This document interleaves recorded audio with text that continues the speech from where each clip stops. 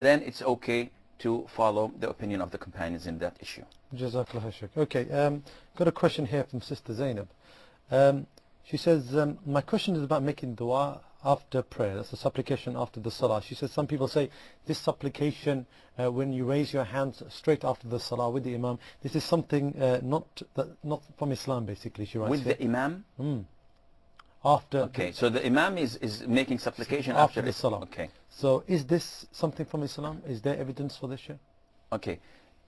A general rule for every Muslim to follow, and you'll feel much comfortable when you apply this in any form of worship you are performing, and that is whatever is introduced to you of worship, let's say prayer, supplication, fasting, whatever anybody introduces to you, ask for the evidence from the Quran or from the Sunnah. It's not the other way around. It's not when I come and say this is an innovation. It's not logical for a person to say give me the evidence, because the Prophet ﷺ did not list a whole list of innovations and you just examine them and say, well, this has been already mentioned by the Prophet ﷺ. The Prophet ﷺ gave us a general rule, and that is whoever innovates in the religion that is not part of my teaching, then this is rejected. Therefore, anyone claiming that this is a form of worship, he has to provide the evidence. If he fails to do this, then this is an innovation. Likewise, the sister is asking about a practice that is found in a number of Islamic countries, and that is after the imam finishes or concludes his prayer, he looks either at the people behind him, or sometimes he, as he is, raises his hands after concluding the prayer and start to supplicate. Innovated supplications, and some of it is part of the Sunnah, but the Prophet ﷺ had never done this before or after. And the people praying behind him would say Ameen, Ameen, Ameen as he goes on supplicating.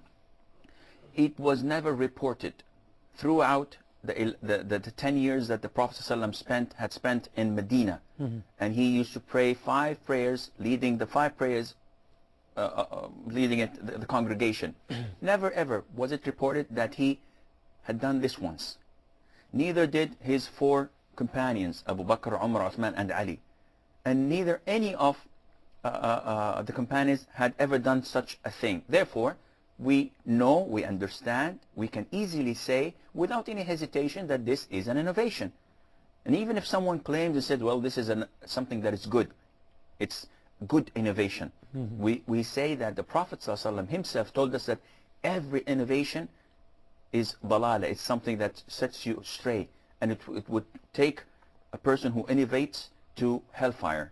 So he did not segregate and say, well, we have good innovations and we have bad innovations.